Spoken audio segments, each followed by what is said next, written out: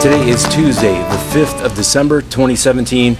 I'm Keith Warr, and welcome to another episode of Homeless in Titusville. And today I'm featuring somebody who is out there making a difference in the lives of some of the people, not only the homeless in our community, but also the hurting and the lost. And his name is Aaron Graves. Yeah, Aaron, man, hey, glad to catch up with you again. Yeah. So tell me, what's been going on in your life? I know you used to have your under the bridge ministry type thing. Right. You had a trailer, Yeah. and you'd set up some tables and whatnot, and you do that on, what was that, Monday nights, Monday Tuesday nights, yeah. Monday They're still nights? there too. Every Okay. Monday night, right at the pavilions in Sandpoint Park. Now they've relocated since the hurricane, but they're still there every Monday night at 6 p.m. serving dinner to the homeless, hurting, and in need, sharing the gospel with them, and really affecting the lives of those in our community that need it the most. So when you say they, who is they? Well, Under the Bridge, the demographic that they serve primarily is... No, who is it, the they that are serving? Is it a church? They? Oh, no, is it an organization? Is it a person? It is now an organization. It's a non-profit organization, and it's ran by Curtis Wright and Tracy Wright and a few other individuals. A team of amazing individuals, in fact, and they still to this day are at it weekly, rains, sun or shine, it doesn't matter. They're there to serve the people in the community that have been put on their heart.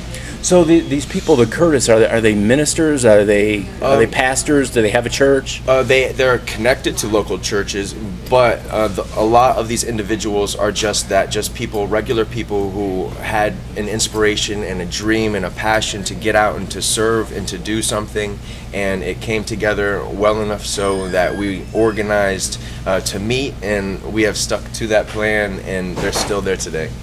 So where does the funding come from, the money come from to buy the food? Because, I mean, look, the food just doesn't drop out of the sky, right? Well, yeah. Somebody buys it. It comes out of somebody's pocket. Well, when I was there, it was a blessing just to see God move. I mean, not one week were we ever without.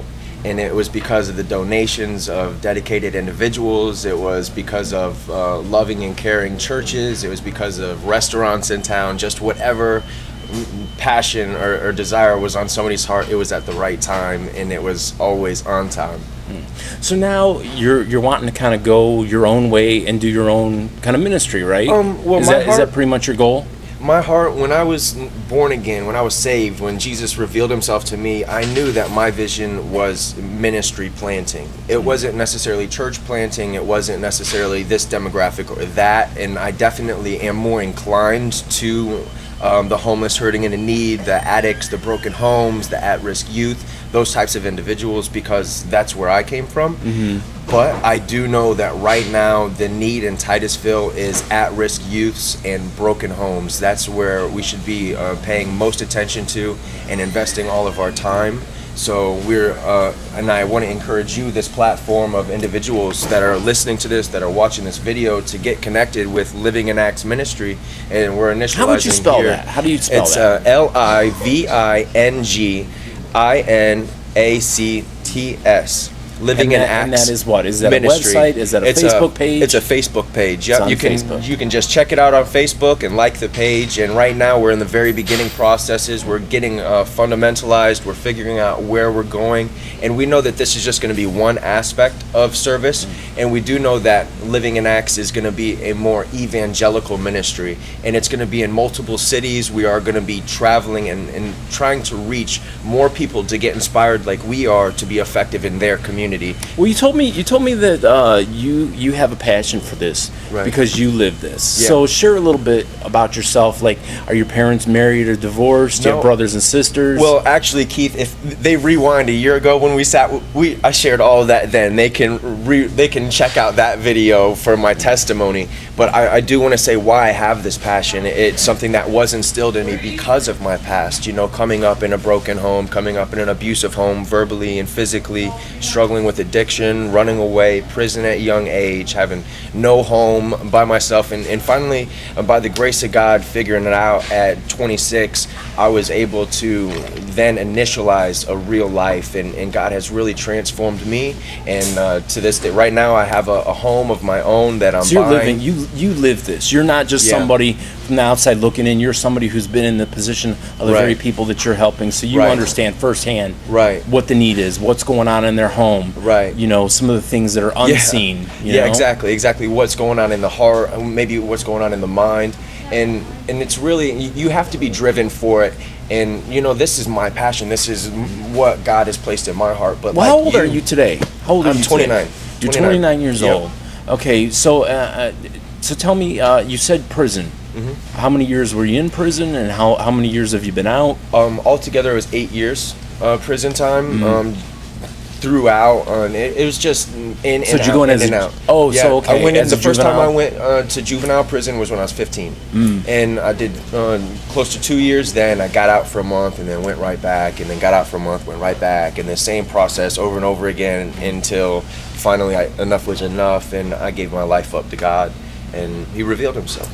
But you also didn't have a really good home life. No. You didn't have the support there. And so that's kind of what you're trying to do, is fill in for these kids that are hurting here in Titusville to prevent some of that hurt. I had the opportunity through serving with Under the Bridge to be able to connect with a lot of these families, and I get to connect with their youth and with their children, and I see the chaos and the destruction that they have to endure on a daily basis because of these broken homes. And I believe that if we provide for them a Big Brother program, or we implement some kind of place there they can come and feel safe, or they can come and get some type of mentorship, we can then infiltrate the home with the children practicing good values and being able to be taught these characteristics, but also hopefully we can reach the parents too, and then get to the core of the problems, and just maybe rebuild these homes. So tell me about some of the stuff that you're doing now. Like, how often do you go out and practice your ministry? How often do you go out and meet with people? It's a daily thing, you know. You do it daily? Yeah, and you know, it never stops. I know. But do you work?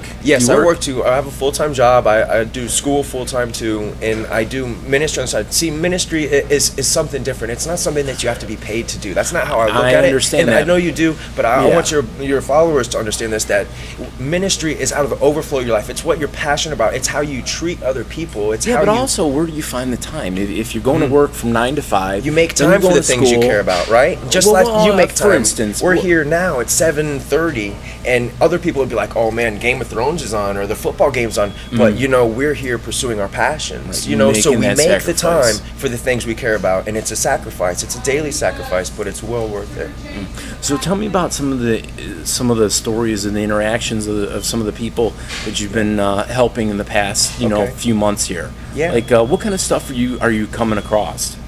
With the children, malnutrition, no power in the homes, maybe no water at times, and the children have to endure a drug-addicted. Why is that? Oh, because the parents are drugs. It all starts at the core, and I come to realize that the men have to step up a lot. You know, we as men have to do more for our wives and for our children and for ourselves. But if we're not willing to hear that, and we're willing to compromise and live in a complacent state of destruction, then our children and our families and our homes are continually going to be torn apart.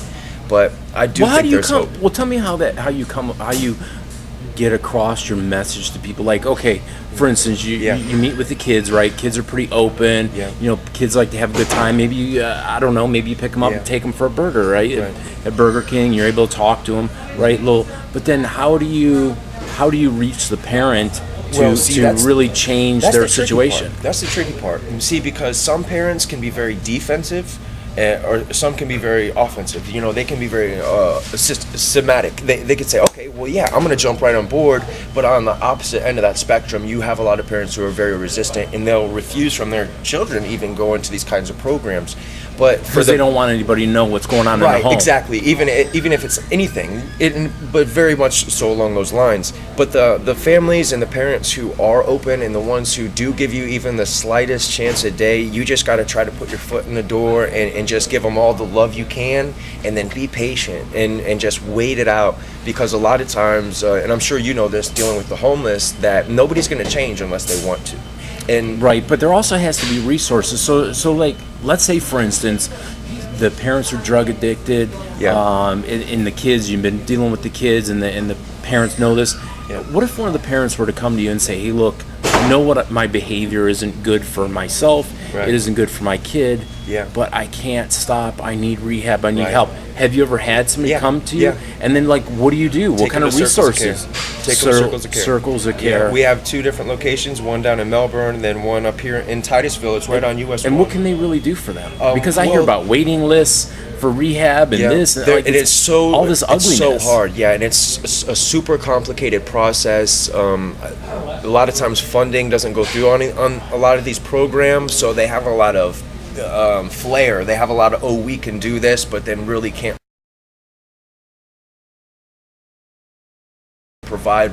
They talk the talk, but don't walk any of it. Yes. So what you have to do is you yourself, and I've seen this a lot of times, individuals, and they cross a line. You know, I tell people, don't allow people to get into your heart and into your home. And I've seen chaos happen from just that. Individuals letting people come stay with them, and now things are stolen or whatever the case is. But we have to draw a line and say, okay, well, what are the resources? And then think realistically, okay, then that's all I can provide. And I've had to do that before. I don't want to make this a political video. I really don't. That's okay. But the thing is, like, for instance, I know when Obama was talking about this healthcare and stuff, I was picturing that we were going to get something like the United Kingdom had, something like Canada had, you know, that this was going to be a wonderful thing. I waited in line, voted for this man, and then this is the situation we got. And there are all these qualifiers for help. You know, they'll tell you, well, you made a nickel too much, or you made a nickel too little, or you don't have enough, people in your household, or, there's all these qualifiers for help. And have you noticed that some of these qualifiers are getting into the way of helping the parents, like we were just talking about? Yeah, all the time. And it's frustrating. It's like you have a person, they want the help, and they can't get it because, one, there's a shortage of beds, and there's really not a situation, law enforcement doesn't help. It actually complicates the problem. And I tell people too, a lot of times when people are doing drugs because they're addicted, it's not because they want to continue. It's because, like, we know if an alcoholic were to quit drinking, okay, they'd have the shakes, they would be violently ill without that proper detox. And I often tell people this, when we criminalize people that have these problems, it would be like going outside of a place where people are getting chemotherapy for their cancer, and then when they get sick and they vomit, writing them a ticket for littering. Yeah. And you Happens say, wait a all the minute. time. Yeah. That's real life. Well, see, it is real life, so and it's sad. I want to go back to the law enforcement thing, and I want to talk about the public servants for a second, and the individuals who are stepping in the gap, because one bad apple ruins a batch, right? And you do get to see the brutality of some police officers, of some individuals. I myself even went through some things, I don't want to discuss it on here, with public service, with hospital members, with the ambulance, and nothing that had to do with me personally, but I get to witness it firsthand, and I get to see the discord, and I tell them, you're a public servant, this is your job, you're supposed to be expecting people to come to you overdosing, you're supposed to expect people coming to you out of their mind, so treat them with respect and treat them as though you expect this. Don't be cynical, don't make jokes. Exactly. And if we don't have that respect for our job or for our passion or for our career, it's got to start with us. And I think that's where it mainly starts, is first us being the reciprocate. If I'm giving out love to people, I'm probably going to get it back. And if I'm not going to get it back, it's because that person is purposely giving me an evil return, right? So myself, I can't let that affect me or what's going on around me or my calling or my passion, or neither should anybody else. They should continue, despite the negative, allow the positive to shine over that, and just to remember, even in the smallest of hope, if there's just the smallest bit of light, there's still hope. And well, what's your ultimate goal? Like, how do you plan on helping people long term? Is it your dream to have a church one day and to not work a 9 to 5 and have ministry be your 9 to 5, be there for people, go to the hospital? I mean, seriously. Yeah. Well, I'm going to be super honest with you, and this is going to blow your mind. My dream and my passion right now is just to pursue the woman of my dreams, and just to keep doing that, and I think it's working out great. And okay, so if this woman of your dreams, she said to you, hey, look, I will follow you down any career path you want, if you went to her and you said, hey, I'd really like to be a pastor now, you know, pastors' wives, they aren't like, they don't have Michael Kors bags, they aren't shopping for new shoes on a weekly basis. Yeah. Do you want to walk that walk and live that life with me? Yeah. I think she's that type of woman. She's something special, and I'm quite blessed by her. But that's the thing, is that God always provides us the seasons of our lives that we got to walk through, and we can't decide what we want for ourselves. Does she go and do ministry with you? No, she doesn't. Because she has her own life, and she has to do what God's called her to do and what she's passionate about. And she does work with children, and that's something that is amazing to me. And she's a therapist, and I couldn't fathom doing what she does. And that's the key to it, is knowing where you fit in the puzzle.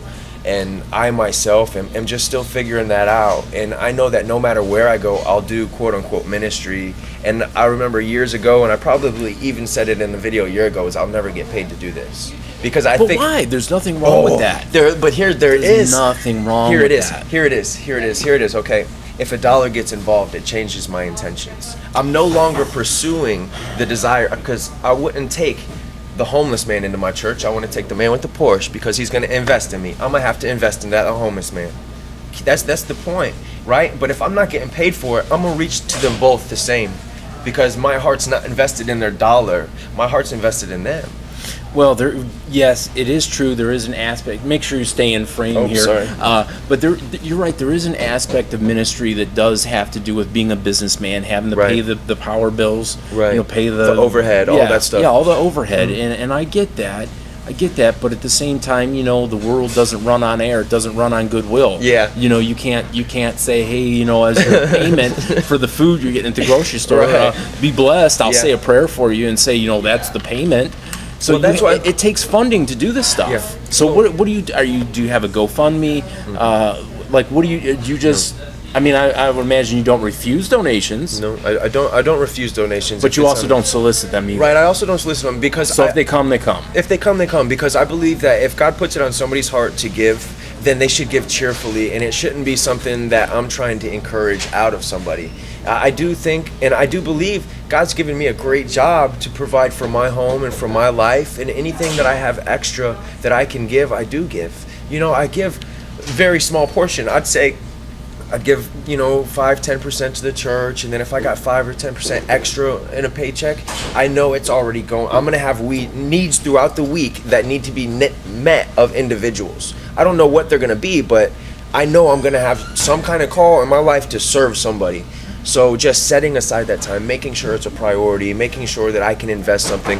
But when needs get bigger, when we start actually serving and doing these events to serve the at-risk youth, then, our needs will change, our desires will change. But God has always provided everything we needed, and we've never had to ask. I've never had to ask. And I think that if we continue, and I continue in that same kind of mindset, then He will continue to bless and provide always. So what do you see as like the future for some of these problems here in Titusville? Like, what do you see as some of the core problems? Do you see, is it poverty? Is it addiction? Do you think there's a breakdown in the family? Like, for instance, you see so many people living together nowadays, cohabitating, having children, multiple children, with different, and certainly, look, if that's how you're living your life and you feel that I'm criticizing you, I'm really not. But at the same time, there is kind of a breakdown of this family, Right. It's not... I mean, I know I've seen kids... When I would pick my own kid up from school one time, there was this woman, she was there to pick up her kids, and she had 3 kids, and each kid had a different surname, a different last name, but they were all her children. Yeah. And I thought to myself, this is a breakdown of our social the family structure. Is not encouraged anymore. It's not taught. It's not important anymore because separation, the lack of commitment. And you said, well, what are some of the problems? And the problems are the same as the problems anywhere else in the world. But what I believe different about here in Titusville is we got folks like you and me and Fighting Edge and the Grove Church and Faith Baptist and Under the Bridge and Living in Acts and the Forge. We got a huge amount of people here in Titusville investing into these problems, trying to solve them, and the only hope that we have is continuing to pursue and be resilient and just hope for the best, because even that 1% or 2% that does change, like we talked about earlier, it's well worth it, and I just continue to believe in resilience. We will see progress. I also see too, it seems to be the same few people are always out there trying to make a difference, Yeah. and it takes everybody. If everyone kind of put in a little bit of help, instead of just relying and say, oh, well, for instance, when people kind of think of the homeless here in Titusville, they think to themselves, they'll be okay. They got that guy Keith, he does those videos, he feeds them a sandwich now and again, he gets them a coat if they're cold. Right. But I'm only one person. I can only do so much. It can't be, people can't rely on me to always be there, always, and I can't do it all. Just like you can't do it all. Right.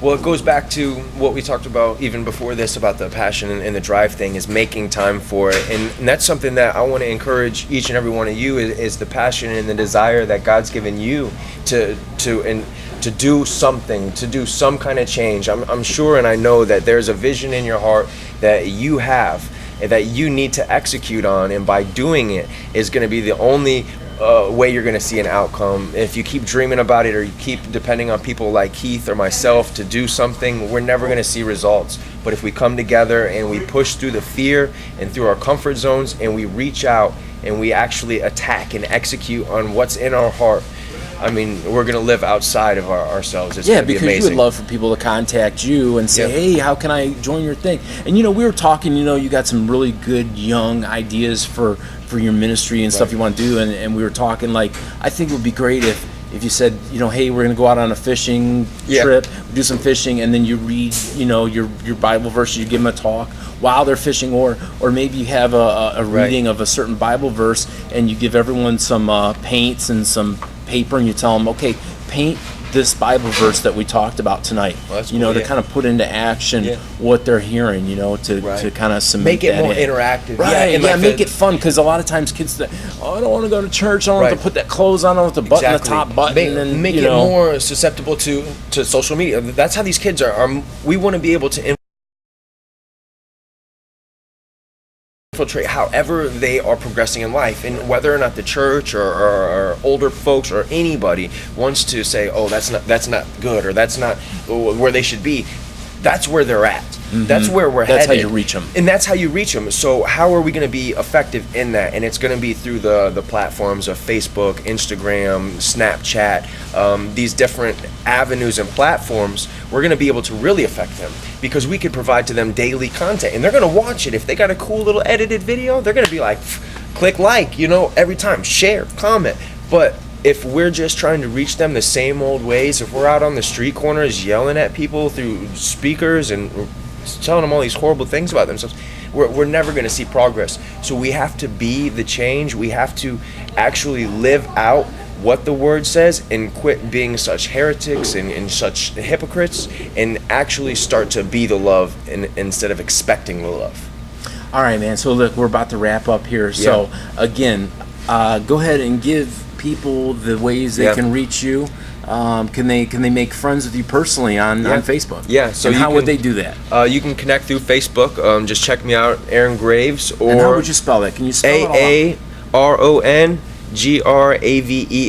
Okay. You can check out the ministry at Facebook as well, Living in Acts Ministry, LIVINGINACTS Ministry, MINISTRY.